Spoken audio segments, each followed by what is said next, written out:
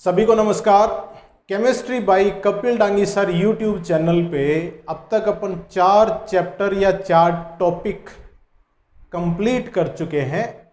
ये है solution, electrochemistry, chemical kinetics और सरफेस केमिस्ट्री।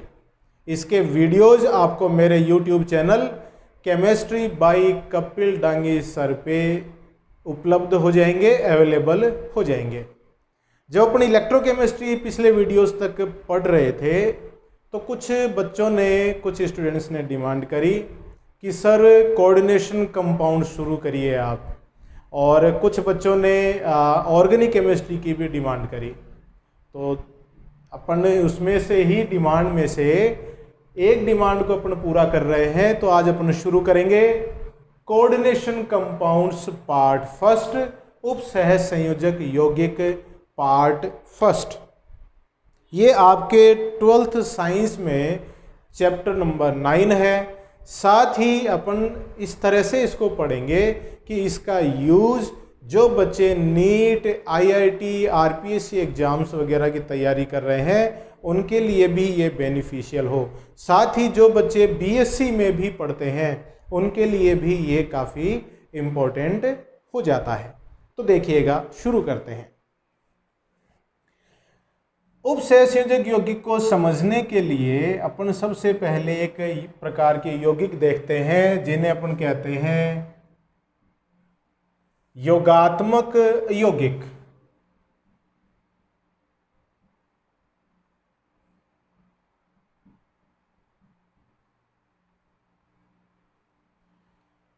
योगात्मक यौगिक जैसे इसके नाम में इसका अर्थ छुपा हुआ है, दो या दो से अधिक सरल यौगिकों को आपस में मिलाकर जब वाष्पीकृत करते हैं तो एक नए अनुपात में, नए रस समीकरण मितीय अनुपात के साथ नए यौगिकों का निर्माण होता है जिन्हें योगात्मक यौगिक कहते हैं।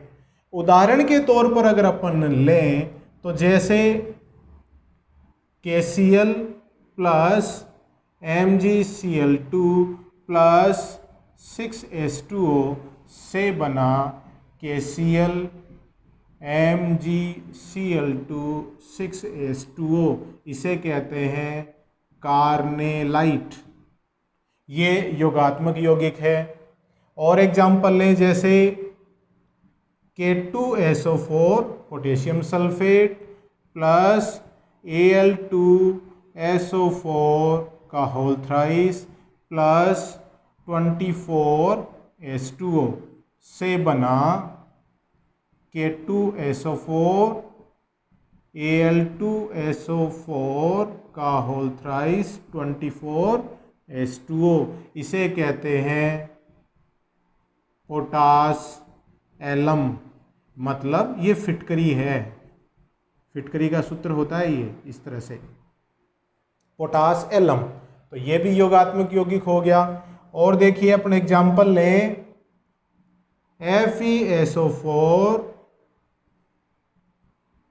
NH4 whole twice SO4 6H2O से बना FeSO4 dot NH4 whole twice SO4 dot 6H2O, इसे कहते हैं फेरस अमोनियम सल्फेट।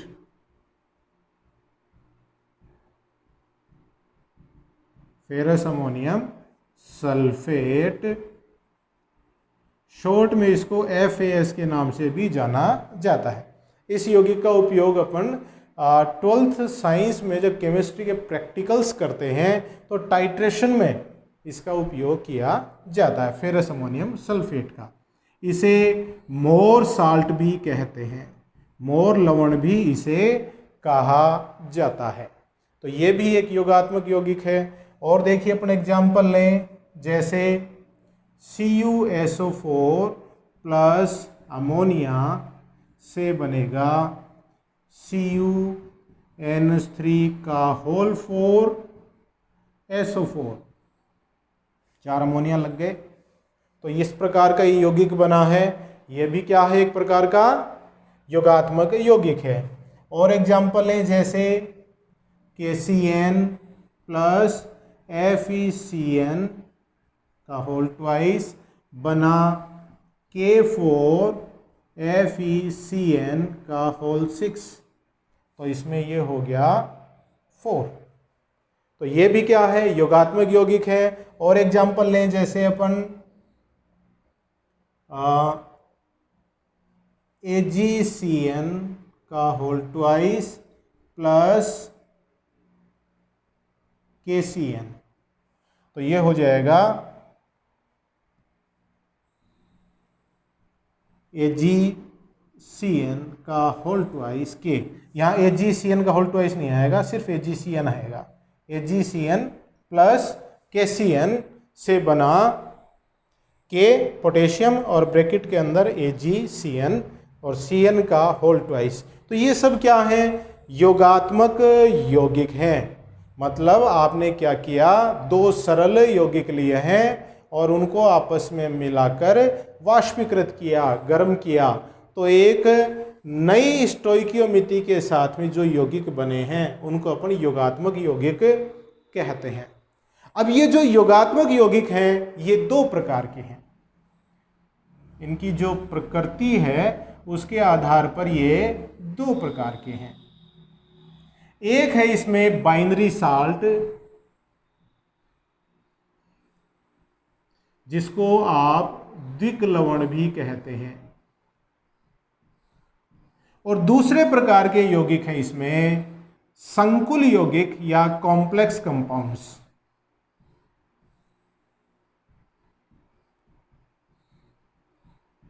संकुल यौगिक, इन संकुल यौगिकों को ही कोऑर्डिनेशन कंपाउंड्स कहते हैं। कोऑर्डिनेशन कंपाउंड्स मतलब संकुल यौगिक कहते हैं।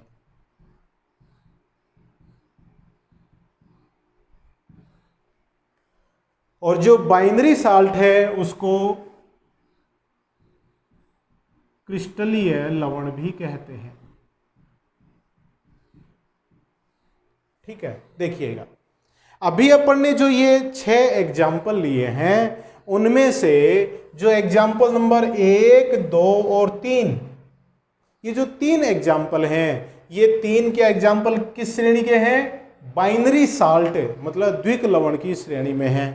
और एग्जाम्पल जो 4, 5 और 6 हैं वो एग्जाम्पल हैं आपके कॉम्प्लेक्स कंपाउंड या कोऑर्डिनेशन कंपाउंड।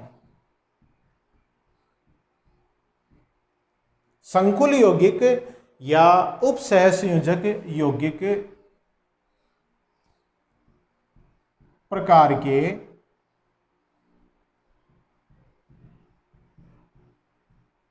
ये यौगिक है। ठीक है, अब देखिए इनमें अंतर क्या है। बाइनरी लवण क्या होते हैं, संकुल यौगिक या उपसहसंयोजक यौगिक क्या होते हैं, देखिएगा।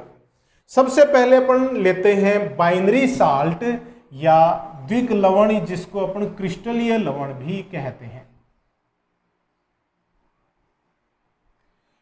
बाइनरी साल्ट, द्विक लवण या क्रिस्टलीय लवण ठोस अवस्था में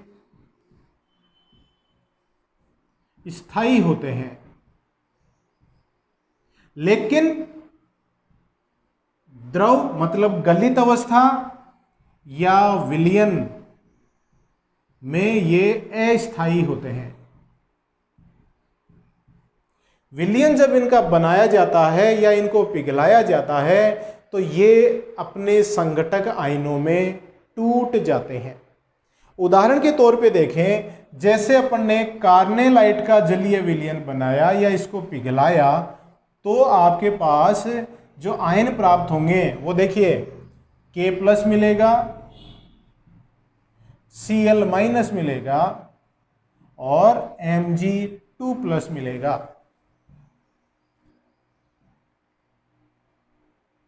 ये आयन प्राप्त हुए। अब देखिए कौन कौन से आयन हैं, K+ है, Cl- है, MgCl2 में से Mg2+ आयन प्राप्त हो गया। तो ये द्विक लवण में से प्राप्त हुआ। द्विक लवण किससे बना था? इनसे बना था। तो जिन घटकों से ये बना है उससे कौन कौन से आयन मिलेंगे? KCl से कौन सा आयन मिला? K+ और Cl-। और MgCl2 से कौन सा आयन मिला? Mg2+ और Cl-। ये आयन प्राप्त होते हो रहे हैं कि नहीं? तो द्विक लवण जिन घटकों से बने हैं उनसे जो आयन प्राप्त हुए वैसे ही आयन द्विक लवणों के जलीय विलयन में प्राप्त होते हैं, है ना। दूसरा उदाहरण ले लो, चाहे पोटास एलम है, उसका जब जलीय विलयन बनाएंगे तो देखिए कौन कौन से आयन मिलेंगे आपको? K2SO4 से K+ मिला और SO4 2- मिला। Al2SO4 होल थ्राइस में से Al3+ मिला और सल्फेट है वो तो ये हो ही गया।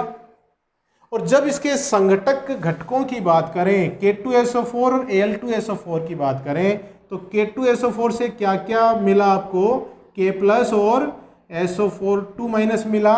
और Al2SO4 होल थ्राइस से क्या मिला? Al3+ प्लस SO4 2- मिला कि नहीं? तो जब इस द्विक लवण के घटकों की बात करें तो देखिए 3 प्रकार के आयन हैं, पोटेशियम आयन है, सल्फेट आयन है, एल्यूमिनियम आयन है।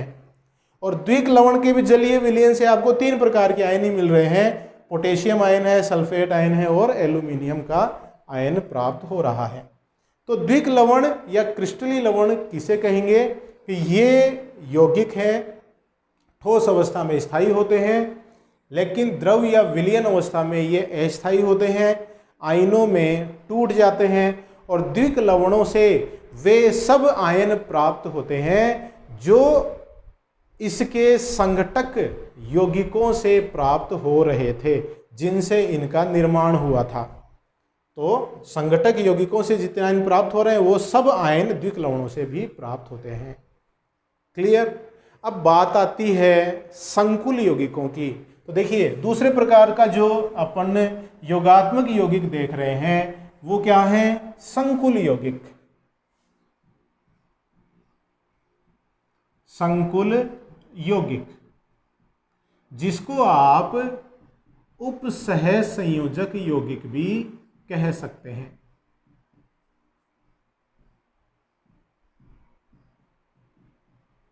संकुल यौगिक या उपसहसंयोजक यौगिक भी इसको कह सकते हैं। ये अपन ने देखा ये एग्जाम्पल 4, 5 और 6 संकुल यौगिक या उपसहसंयोजक यौगिकों की श्रेणी में आते हैं। देखिए क्या है इसमें। ये यौगिक ठोस, गलित व विलयन तीनों अवस्थाओं में क्या होते हैं? स्थायी होते हैं। ठोस अवस्था में भी, गलित अवस्था में भी और विलयन अवस्था में भी ये स्थायी होते हैं। इसका क्या मतलब है अपन उदाहरण से समझते हैं। जैसे अपन इसका जलीय विलयन बनाए, ये जो CuNH3 का होल 4 और ब्रैकेट के बाहर सल्फेट है, इस यौगिक का जलीय विलयन बनाते हैं तो आपके पास 2 प्रकार के आयन जो प्राप्त होंगे वो होंगे CuNH3 का होल 4 और ब्रैकेट के ऊपर 2+ प्लस सल्फेट आयन। दूसरा जो यौगिक है ये वाला, इसका जलीय विलयन बनाएंगे तो 4 तो K+ मिले आपको और FeCN का होल 6 और यहाँ पे 4- मिला। और तीसरे प्रकार का यौगिक देखिए, इससे मिलेगा K+ प्लस AgCN का होल 2 1-। इस प्रकार से ये आयन प्राप्त हो रहे हैं। तो ये जो आपने योगात्मक यौगिक देखा यहाँ पे, इसके जलीय विलयन में इस प्रकार के आयन प्राप्त हुए। ये योगात्मक यौगिक किनसे बना था उन पर अगर अपन चलें, जैसे सबसे इस एग्जाम्पल नंबर 4 में देखें, कॉपर सल्फेट आपने काम में लिया। कॉपर सल्फेट से कौन से आयन मिले? Cu2+ और SO4 2-। और इससे बनने वाले योगात्मक यौगिक से बनने वाले आयन ये रहे। अब ये आयनों की तुलना करिए आप, यहाँ Cu2+ आयन मिल रहा था, लेकिन योगात्मक यौगिक से तो Cu2 प्लस आयन मिल ही नहीं रहा है। यहाँ आयन की प्रकृति अलग है, ये अलग प्रकार का आयन मिल रहा है।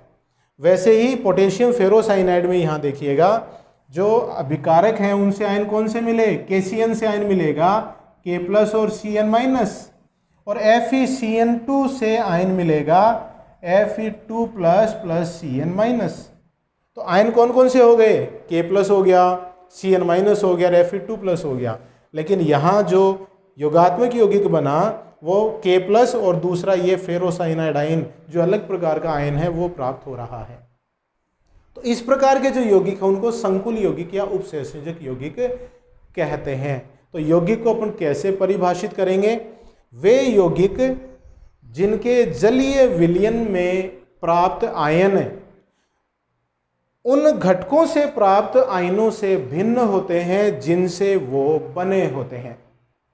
मतलब जो योगात्मक यौगिक जिनसे बने हैं उनसे प्राप्त आयन अलग प्रकार के होंगे, और जो बनने वाला योगात्मक यौगिक है उससे प्राप्त आयन है वो अलग प्रकार के होते हैं। अब ये अलग प्रकार के हुए क्यों, या उपसहसंयोजक यौगिक या संकुल यौगिकों में ऐसा क्या होता है, देखिएगा। एक उदाहरण लेते हैं, जैसे अभी अपन एग्जाम्पल लिया AgCN प्लस KCN का एग्जाम्पल लिया तो बना AgCN का होल ट्वाइस और K प्लस, यहाँ से जुड़ गया। तो इसमें है क्या कि जो Ag है उस पर 1 प्लस है और उसके साथ 2 Cn माइनस आयन इस तरह से जुड़े हुए हैं। मतलब ये उपसहसंयोजक बंध इसमें बना हुआ है, और इसके बाहर पोटेशियम है वो प्लस के रूप में है। तो ये बंध कैसा है, उपसहसंयोजक बंध है। ये वाला बंध भी और ये वाला बंध भी उपसहसंयोजक बंध है। तो उपसहसंयोजक यौगिकों को क्या बोलेंगे, वे यौगिक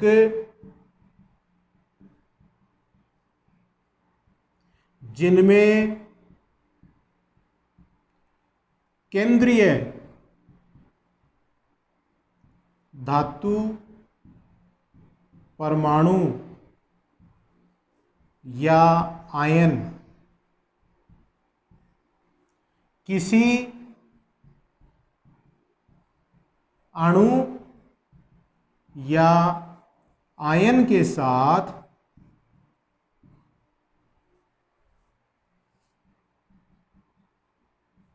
उपसहसंयोजक बंध द्वारा जुड़ा होता है।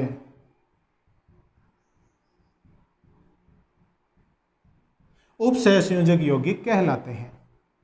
उपसहसंयोजक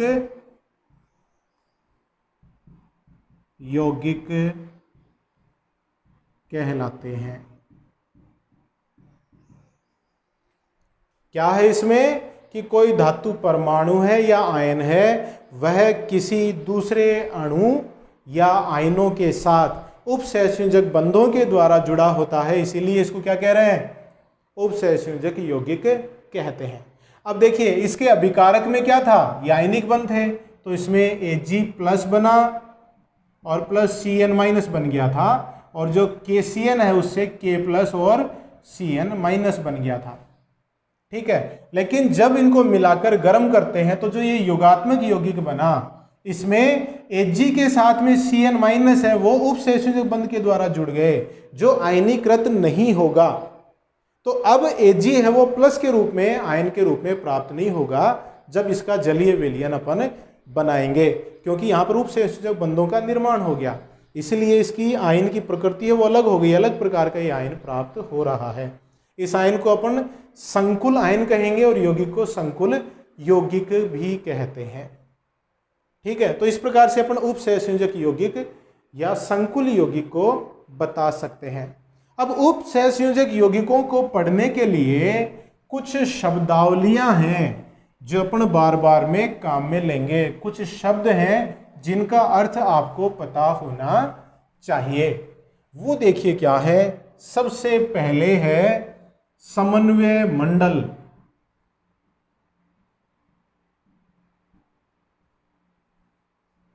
वह आयनिक मंडल।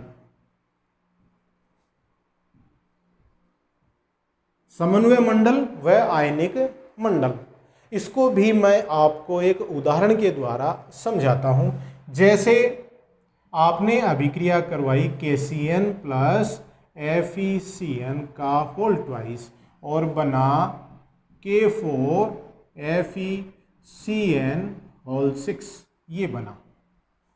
यहां 4 KCN लगा देते हैं, ठीक है। अभिकारक है, उनसे प्राप्त होने वाले आयन कौन कौन से थे? K प्लस और Cn माइनस, तो KCN से मिल गया। और Fe2 plus plus Cn minus है, वो FeCN2 से मिला। जो यहाँ योगात्मक यौगिक या उपसहसंयोजक यौगिक बना, उससे प्राप्त आयन कौन से होंगे? 4 तो K प्लस होंगे प्लस FeCN होल 6 4 माइनस, एक ये ऋणायन इस प्रकार का संकुल ऋणायन प्राप्त हो रहा है, संकुल आयन प्राप्त हो रहा है। अब इसमें देखिए, ये जो उपसहसंयोजक यौगिक हैं,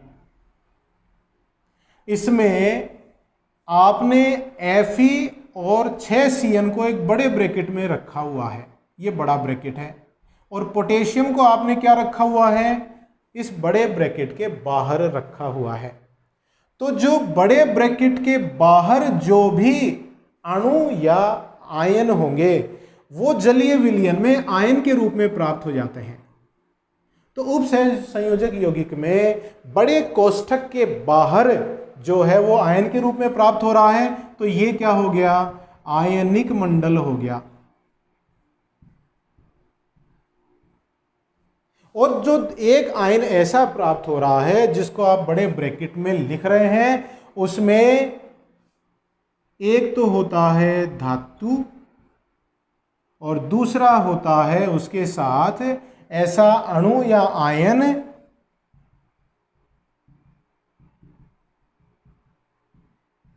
जो धातु के साथ उपसहसंयोजक बंध बनाए हुए होता है।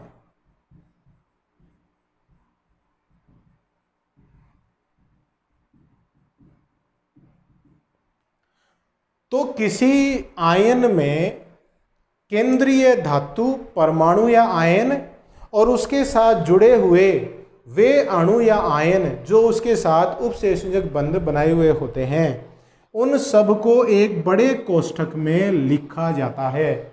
इस बड़े कोष्ठक को ही क्या कहते हैं? समन्वय मंडल कहते हैं। समन्वय मंडल में जो भी घटक हैं उनका आयनीकरण नहीं होता है, वो आपस में उपसहसंयोजक बंध के द्वारा जुड़े होते हैं। तो बड़े कोष्ठक के अंदर जो भी चीजें हैं, जो भी घटक हैं, वो किस में आएंगे? समन्वय मंडल में आएंगे। और बड़े कोष्ठक के बाहर जो भी घटक हैं वो किस में आएंगे? आयनिक मंडल में आएंगे। बड़े कोष्ठक के बाहर जो भी है वो आयन के रूप में प्राप्त होगा, और बड़े कोष्ठक के जो अंदर है वो आयन के रूप में प्राप्त नहीं होगा। तो ये हो गया समन्वय मंडल व आयनिक मंडल। अब समन्वय मंडल है, उसमें भी दो चीजें हैं। दो चीजें देखिए, मैं एक ले लूं यहां पे, केंद्रीय धातु परमाणु या आयन। ये क्या चीज है? अभी आपने समन्वय मंडल देखा, जैसे ये वाला देखा आपने समन्वय मंडल। समन्वय मंडल में निश्चित रूप से एक धातु होता है, और वह धातु या तो परमाणु के रूप में होता है या आयन के रूप में होता है, मतलब धनायन के रूप में होता है। और यह धातु किसी दूसरे अणु या आयन के साथ उपसहसंयोजक बंध बनाता है। तो समन्वय मंडल के केंद्र पर उपस्थित धातु, परमाणु या आयन जो किसी दूसरे इलेक्ट्रॉन दाता परमाणु या अणु के साथ या आयन के साथ जुड़ा रहता है, उसे अपन क्या कहते हैं? केंद्रीय धातु कहते हैं। केंद्रीय धातु इस उपसहसंयोजक यौगिक को बनाने के लिए लगभग समान ऊर्जा वाले खाली कक्षक उपलब्ध कराता है।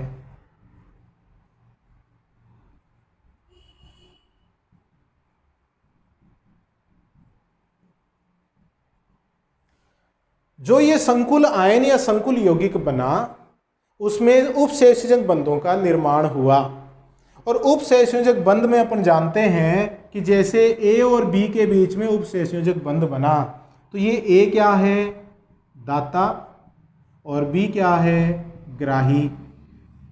मतलब बंध के दोनों इलेक्ट्रॉन ए के द्वारा दिए गए हैं और बी के द्वारा ग्रहण किए गए हैं। उपसंयोजक बंध में अपन ऐसा देखते हैं। तो यहाँ जो केंद्रीय धातु परमाणु या आयन है, उसकी भूमिका क्या है, ग्राही के रूप में है। मतलब ये बंध बनाने में इलेक्ट्रॉन नहीं देगा, उपसंयोजक बंध में ये ग्राही की तरह व्यवहार करेगा। और ग्राही के लिए इसको क्या चाहिए, खाली कक्षक इसमें होने चाहिए। तो केंद्रीय धातु परमाणु या आयन है वो उपसंयोजक बंध बनाने के लिए लगभग समान ऊर्जा वाले खाली कक्षक उपलब्ध कराता है। यह ग्राही की तरह व्यवहार करता है। अब जब धातु परमाणु या आयन ग्राही है तो निश्चित रूप से कोई दाता भी है। जैसे यहाँ पर Cn- है, वो इलेक्ट्रॉन युग्म दाता की तरह व्यवहार करेगा। इस दाता को क्या कहेंगे, बहुत इंपॉर्टेंट है, लिगेंड।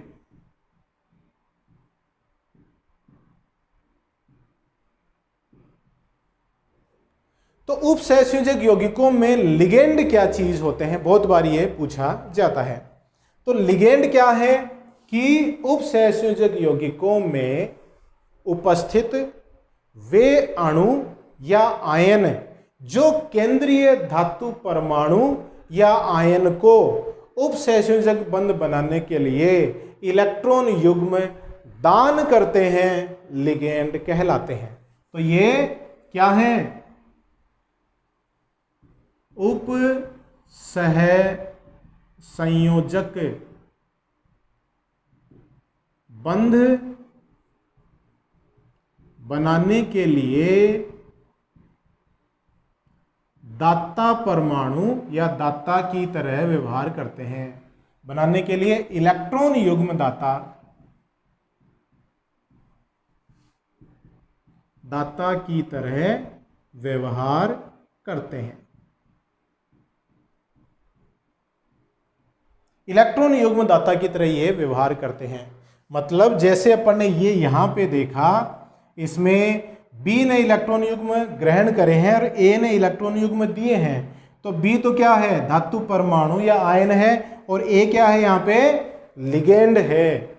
अब लिगेंड है, ये क्या हो सकते हैं, लिगेंड उदासीन भी हो सकते हैं और आवेशित भी हो सकते हैं।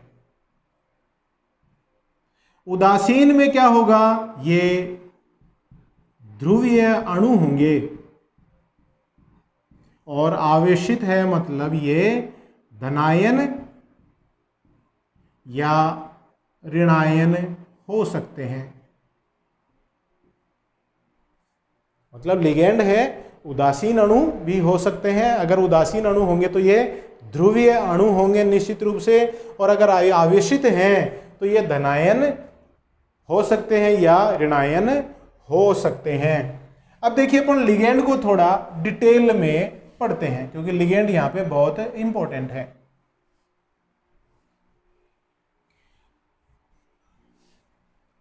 लिगेंड के प्रकार अगर अपन देखें,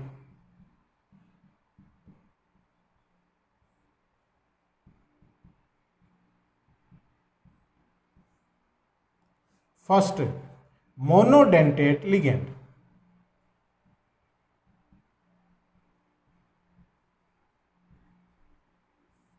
देखिए लिगेंड में अभी अपन ने देखा कि लिगेंड है वो उपसंयोजक यौगिकों के निर्माण के समय जब उपसंयोजक बंध बन रहा है तो ये इलेक्ट्रॉन युग्म दान करते हैं। इसका मतलब इनके पास कम से कम एक इलेक्ट्रॉन युग्म दान करने के लिए उपलब्ध होना चाहिए। अब मोनोडेंटेट लिगेंड अपन इसके प्रकार देख रहे हैं, तो उसमें पहला है मोनोडेंटेट लिगेंड या एक दंतुक लिगेंड। वे लिगेंड जिनमें कोई एक ऐसा परमाणु होता है जो उपसहसंयोजक बंध बनाने के लिए एक इलेक्ट्रॉन युग्म दान करता है। देखिए नाम है ना, एक दंतुक, एक दांत है इसके पास, या एक परमाणु ही एक इलेक्ट्रॉन युग्म का दान करेगा। इस प्रकार के अणु या आयन को अपन क्या कहेंगे? एक दंतुक लिगेंड कहेंगे। उदाहरण लेते हैं। उदाहरण में सबसे पहले मैं ले रहा हूं उदासीन लिगेंड। ऐसे उदासीन लिगेंड जो एक दंतुक हैं और उनके नाम भी मैं साथ में लिखता जाऊंगा, जैसे H2O। H2O को क्या कहते हैं? एक्वा। और इसमें दाता परमाणु कौन है? ऑक्सीजन है। तो ये तो हो गया नाम, और इधर मैं लिख रहा हूं दाता परमाणु। जैसे NH3, इसे कहते हैं एमीन, और इसमें दाता परमाणु क्या है? NH3 में नाइट्रोजन है, वह दाता परमाणु है, क्योंकि नाइट्रोजन पे एकाकी इलेक्ट्रॉन युग्म उपस्थित है। और देखिएगा जैसे RNH2, क्या बोलेंगे इसको? एल्किल एमीन, और इसमें दाता परमाणु क्या है? वही नाइट्रोजन, क्योंकि नाइट्रोजन पे लोन पेयर है। देखिए अमोनिया में यहाँ पे AMM आया, और अगर ये NH2 समूह के रूप में है तो सिर्फ एक M ही आता है। तो ये तो हो गया एल्किल एमीन, इसको अपन अगर यूँ लिखें तो एमीन। और यहाँ अमोनिया को ऐसे लिखा जाता है, ए आधा में, पूरा में, और फिर में, एमीन इसको लिखते हैं। CO को कहेंगे कार्बोनिल, और इसमें दाता परमाणु क्या है? कार्बन है। C5H5N, ये क्या है? पिरिडीन, और इसमें भी दाता परमाणु क्या है? N है। तो देखिए ये हो गए आपके कुछ ऐसे लिगेंड जो उदासीन हैं, जिनके पास एकाकी इलेक्ट्रॉन युग्म उपलब्ध है और जो लिगेंड की तरह व्यवहार करते हैं। सिर्फ एक परमाणु ही दाता की तरह व्यवहार करेगा, सिर्फ एक अणु एक उपसहसंयोजक बंध बनाएगा। ऋणायन के रूप में अगर अपन देखें तो देखिएगा F-, जिसे अपन कहेंगे फ्लोरो या फ्लोरिडो, दाता परमाणु F है ही। Cl-, क्लोरो या क्लोरिडो। Br-, ब्रोमो या ब्रोमिडो। I-, आयोडो या आयोडिडो।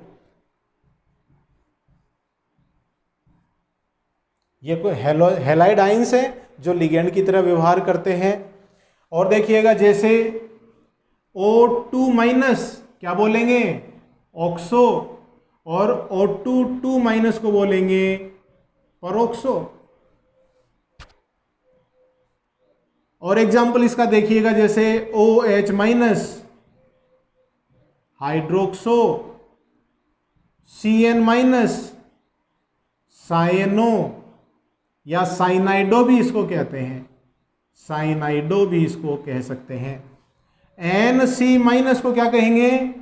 आइसो साइनो या आइसो साइनाइडो भी इसको आप कह सकते हैं।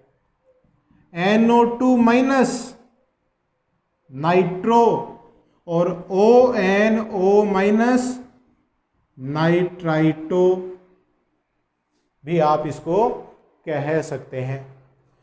तो ये देखिए कुछ ऐसे ऋणायन हैं जिन पर एकाकी इलेक्ट्रॉन या जो इलेक्ट्रॉन युग्म है वो ऋणावेश के रूप में उपस्थित है, और जो केंद्रीय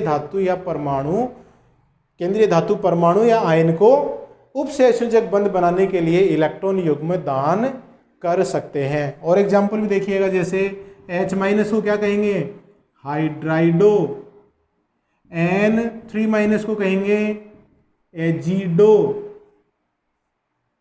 तो ये कुछ ऋणायन हैं जो लिगेंड की तरह व्यवहार कर रहे हैं। ये सब एग्जाम्पल अपन किस में ले रहे हैं, एक दंतुक लिगेंड के रूप में अपन ये एग्जाम्पल ले रहे हैं।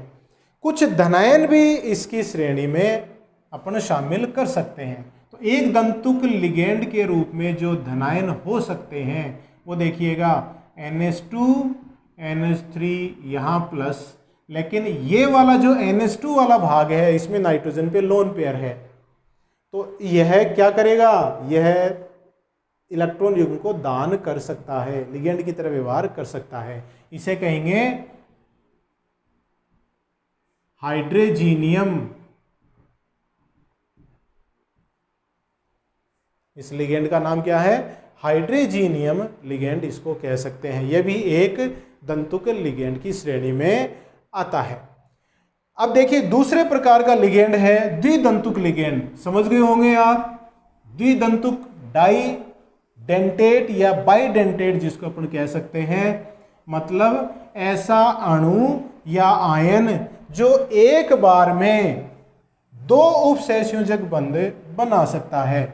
मतलब ऐसा अणु या आयन जिसमें दो परमाणु ऐसे हैं जो एक साथ केंद्रीय धातु परमाणु या आयन के साथ दो उपसहसंयोजक बंध बना सकते हैं, तो बाइडेंटेट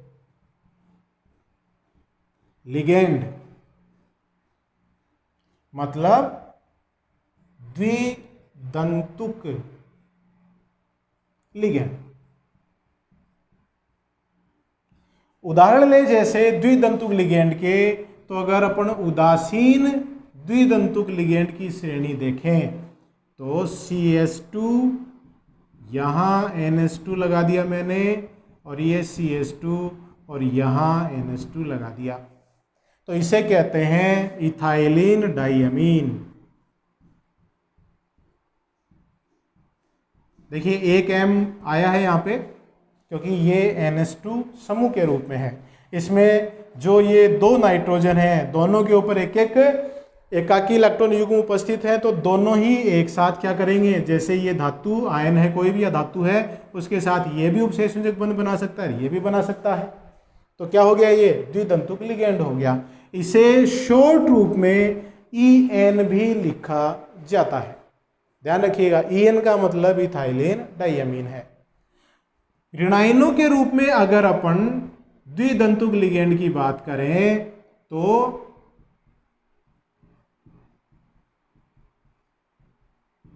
ये है ऑक्जेलेटो। ऑक्जेलेटो में ये जो ऑक्सीजन जिन पर ऋणायन उपस्थित हैं ये केंद्रीय धातु परमाणु के साथ उपसहसंयोजक बंध बनाएंगे, तो ये दोनों एक साथ बंध बना सकते हैं। तो यहां पर इस आयन में दो दाता परमाणु हो गए, तो ये द्विदंतुक लिगेंड हो गया। ऑक्जेलेटो को OX के रूप में भी लिखा जाता है। ध्यान रखिएगा, इस ऋणायन पर 2 माइनस है तो OX 2- के रूप में भी इसको लिखते हैं। और देखिएगा जैसे NH2 CH2 COO-, इसे कहते हैं ग्लाइसिनेटो, और शॉर्ट में इसको GLY के रूप में भी लिखा जाता है।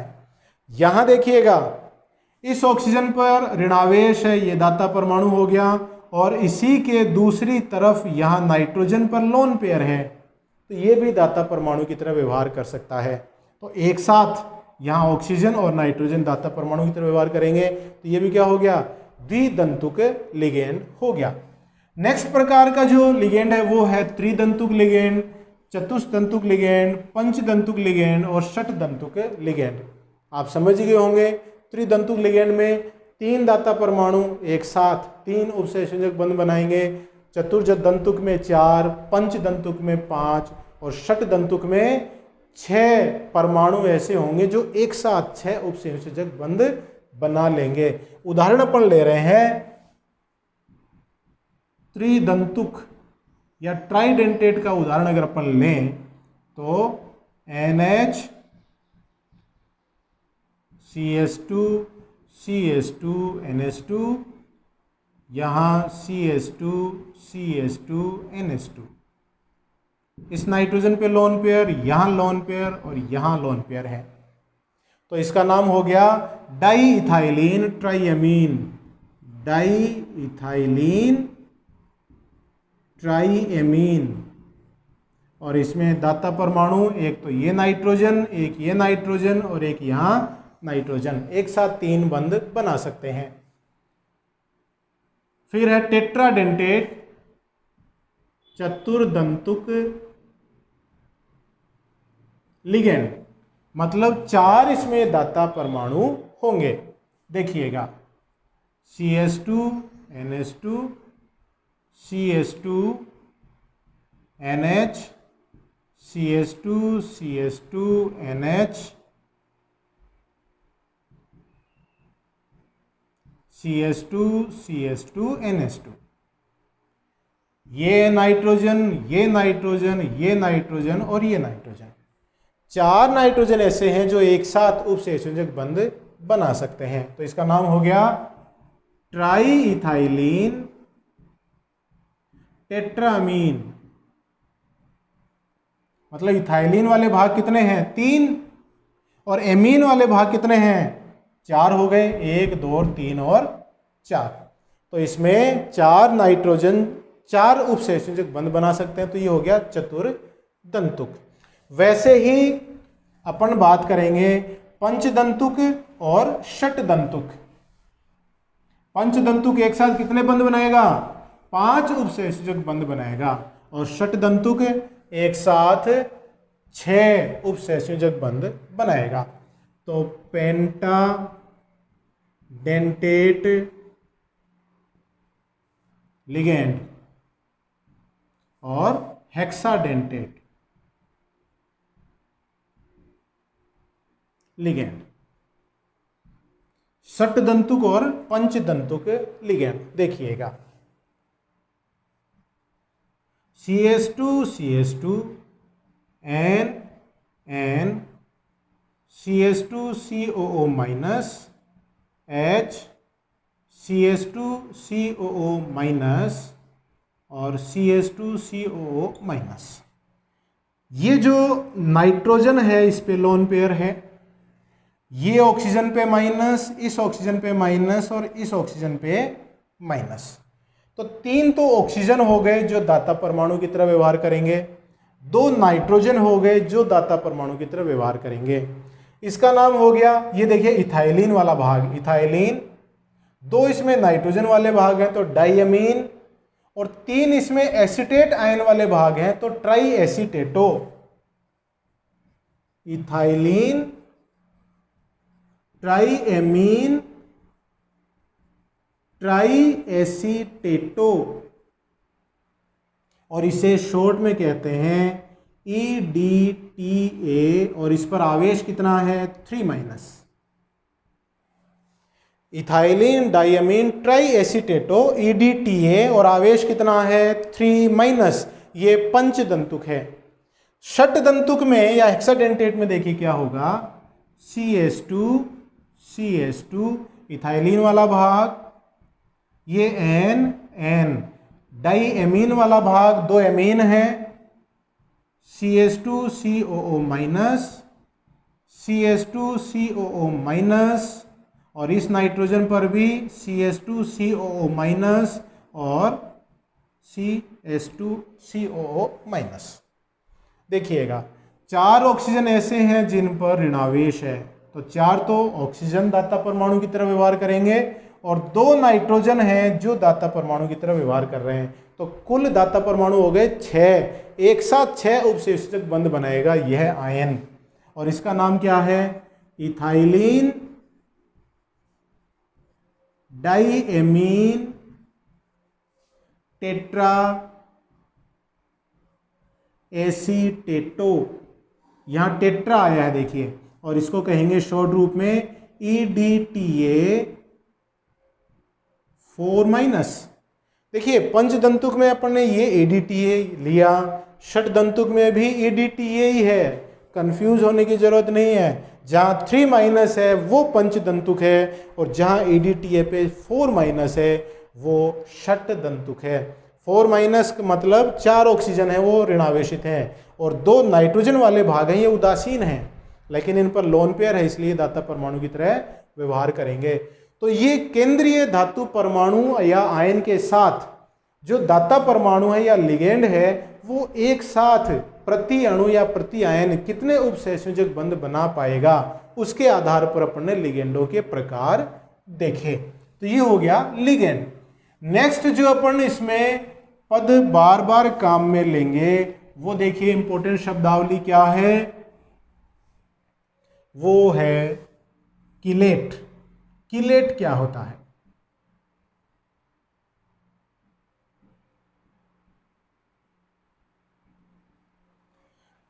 अभी अपन ने लिगेंडों के प्रकार में देखा कि कुछ लिगेंड ऐसे होते हैं जो एक बार में ही एक से ज्यादा उपसंयोजक बंध बना लेते हैं।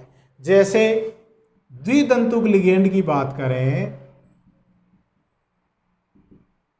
यह है इथाइलिन डाइअमीन। ये किसी धातु आयन के साथ 2 उपसंयोजक बंध एक साथ बना लेगा, क्योंकि इसमें 2 नाइट्रोजन है, दोनों पे एक लोन पेयर है, धातु परमाणु की तरह व्यवहार करेंगे। तो एक उपसंयोजक बंध ये बन गया और एक ये बन गया।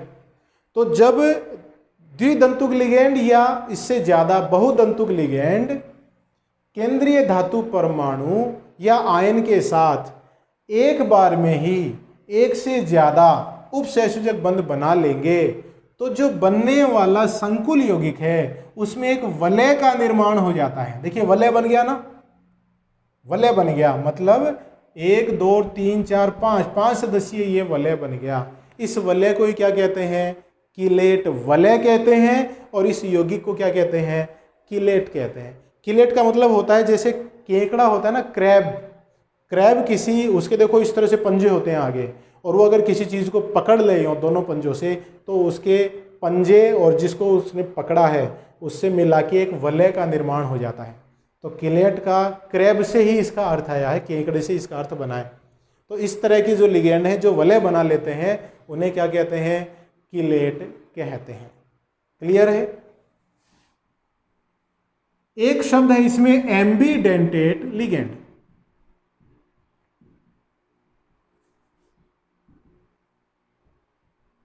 उभय दंतुक लिगेंड, ये क्या होता है? एक उदाहरण से अपन समझें, जैसे NO2- ONO-, CN- NC-।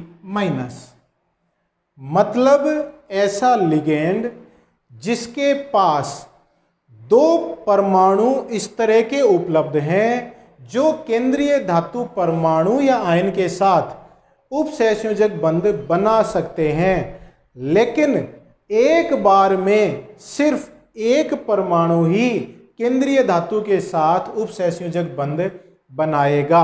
जैसे NO2- है, इसमें दाता परमाणु क्या है? नाइट्रोजन। और ये ONO- है, इसमें दाता परमाणु क्या है? ऑक्सीजन। CN- है, इसमें दाता परमाणु कार्बन। और NC- है, इसमें दाता परमाणु नाइट्रोजन। CN- है, इसमें कार्बन और नाइट्रोजन दोनों दाता परमाणु की तरह व्यवहार कर सकते हैं, लेकिन एक बार में सिर्फ एक ही परमाणु दाता परमाणु की तरह व्यवहार करेगा। CN- में कार्बन और NC- में नाइट्रोजन। तो ये साइनाइडो, ये आइसोसाइनाइडो, ये नाइट्रो और ये नाइट्राइटो। तो इस प्रकार के जो लिगेंड हैं उन्हें अपन क्या कहेंगे? उभय दंतुक लिगेंड कहते हैं।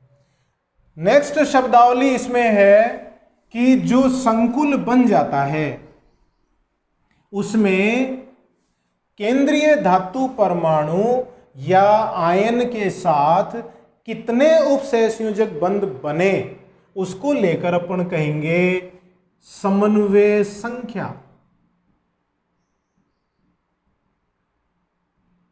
समन्वय संख्या क्या है? उदाहरण से अपन समझते हैं।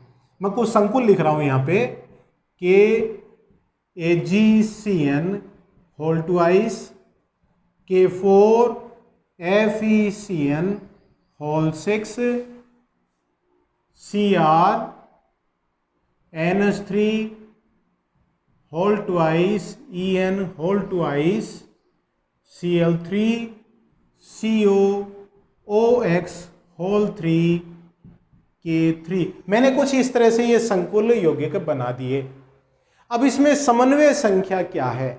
समन्वय संख्या के लिए आप सबसे पहले तो समन्वय मंडल में जाओ। ये जो बड़े कोष्ठक के को अपन लिख रहे हैं, बड़ा कोष्ठक ही समन्वय मंडल है। इस समन्वय मंडल में केंद्रीय धातु परमाणु या आयन के साथ लिगेंडों ने कितने उपसहसंयोजक बंध बनाए हुए हैं, उन बंधों की संख्या केंद्रीय धातु परमाणु या आयन के लिए समन्वय संख्या है। ठीक है। अब जैसे इस संकुल में अपन देखें, इसमें ये है समन्वय मंडल। Ag या सिल्वर चांदी के धातु के साथ में 2 Cn जुड़े हुए हैं और अपन जानते हैं Cn माइनस है, एक दंतुक लिगेंड है, तो एक Cn माइनस एक बंध बनाएगा, 2 Cn माइनस 2 बंध बना लेंगे, तो इसकी समन्वय संख्या कितनी हो गई? 2 हो गई। दूसरा संकुल लें, यहां पर भी जो समन्वय मंडल में सारे लिगेंड है वो कैसे हैं? एक दंतुक लिगेंड ही है। कितने Cn है? 6 Cn है, तो 6 बंद हो जाएंगे, तो समन्वय संख्या का मान कितना हो गया? 6 हो गया। अब इस संकुल पे आते हैं। देखिए ये हो गया इसमें समन्वय मंडल बड़ा कोष्ठक, इसमें Cr हो गया केंद्रीय धातु और NH3 और En हो गए लिगेंड। अब चूंकि NH3 तो एक दंतुक लिगेंड है, कितने NH3 है इसके अंदर? 2 NH3 है, तो एक NH3 एक बंध बनाएगा, 2 NH3 2 बंध बना लेंगे, तो 2 बंध तो ये हो गए। En क्या है? इथाइलिन डाइअमीन है। इथाइलिन डाइअमीन का प्रत्येक लिगेंड 2 बंध बनाता है और इसके लिगेंड कितने हैं? 2। एक लिगेंड 2 बंध बनाएगा क्योंकि द्विदंतुक लिगेंड है, तो 2 लिगेंड कितने बना लेंगे? 4। तो 4 बंध तो इसके हो गए और 2 बंध हो गए अमोनिया के, तो इसका समन्वय संख्या कितनी हो गई? 6 हो गई। क्लियर है? वैसे ही संकुल में देखें, OX का मतलब क्या है? ऑक्जेलेटो, और ऑक्जेलेटो भी क्या है? द्विदंतुक लिगेंड है, द्विदंतुक लिगेंड है ये, है ना। एक लिगेंड 2 बंध बनाएगा, लिगेंड कितने हैं? 3 हैं, तो कुल बंध कितने हो गए केंद्रीय धातु के साथ? 6। तो इसकी समन्वय संख्या भी कितनी हो गई? 6। तो इस तरह से आपको ये ज्ञान होना आवश्यक है कि केंद्रीय धातु परमाणु या आयन के साथ जुड़े हुए लिगेंड एक दंतुक हैं कि द्विदंतुक हैं कि त्रिदंतुक हैं कि पंच या षट दंतुक हैं। उसके आधार पर आप केंद्रीय धातु परमाणु या आयन के साथ बनने वाले उपसहसंयोजक बंधों की संख्या बता सकते हैं और वह संख्या क्या कहलाती है? समन्वय संख्या कहलाती है। क्लियर? नेक्स्ट शब्दावली है होमोलैप्टिक एंड हीट्रोलैप्टिक कॉम्प्लेक्स। होमोलैप्टिक और हीट्रोलैप्टिक संकुल, हिंदी में भी इनको होमोलैप्टिक और हीट्रोलैप्टिक ही कहते हैं।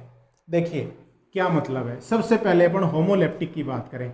होमो का मतलब एक समान,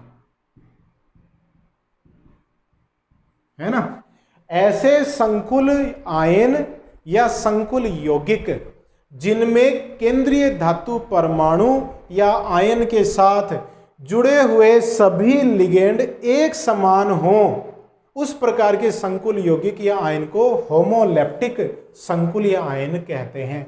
उदाहरण के तौर पर K4 FeCN whole 6, Cr En का होल थ्राइस Cl3 और PtCl4, यहां K2 लगा सकते हैं। ये संकुल किस श्रेणी के हैं? होमोलैप्टिक श्रेणी के हैं। देखिए कैसे, केंद्रीय धातु के साथ जुड़े हुए सभी लिगेंड Cn हैं, एक जैसे ही हैं। केंद्रीय धातु के साथ जुड़े हुए दूसरे, यहाँ देखिए सारे के सारे क्या? इथाइलिन डाइअमीन है। यहाँ केंद्रीय धातु के साथ जुड़े हुए सारे लिगेंड क्या हैं, Cl- है। तो सारे लिगेंड अगर एक जैसे हैं तो उन्हें अपन कहेंगे होमोलेप्टिक। और हेट्रोलेप्टिक में क्या है, देखो हीट्रो का मतलब अलग अलग या भिन्न भी इसको आप कह सकते हैं, कि केंद्रीय धातु परमाणु या आयन के साथ जुड़े हुए लिगेंड अगर एक से ज्यादा प्रकार के हैं तो उन संकुलों को अपन क्या कहेंगे, हीट्रोलेप्टिक संकुल कहेंगे। उदाहरण के तौर पे अपन लिख सकते हैं, जैसे एक तो ये रहा एग्जाम्पल, ये हीट्रोलेप्टिक का एग्जाम्पल ही तो है, CrNH3 का होल ट्वाइस, En का होल ट्वाइस, Cl3, ये हीट्रोलेप्टिक का एग्जाम्पल हो गया कि नहीं। बहुत से एग्जाम्पल दे सकते हैं आप। आपको यही ध्यान देना है कि अगर केंद्रीय धातु परमाणु या आयन के साथ जुड़े हुए सभी लिगेंड एक समान है तो संकुल हो गया होमोलेप्टिक, और अगर सभी जो लिगेंड हैं वो एक से ज्यादा प्रकार के हैं तो अपन कहेंगे उसे हीट्रोलेप्टिक। क्लियर है ये शब्दावलियां। इसी तरह से आगे अपन उपसंयोजक यौगिक हैं उसमें चलते रहेंगे, शब्दावलियां और भी कुछ बची हुई हैं, लेकिन वीडियो थोड़ा लंबा हो गया तो अपन नेक्स्ट वीडियो में कंटिन्यू करेंगे। Coordination compound 2, 3, 4 according to syllabus पढ़ते जाएंगे। तो हाथ धोते रहिए, घर पे रहिए, स्वस्थ रहिए, परिवारजनों का ध्यान रखिए और मेरे वीडियोस देखते रहिए। बहुत बहुत धन्यवाद।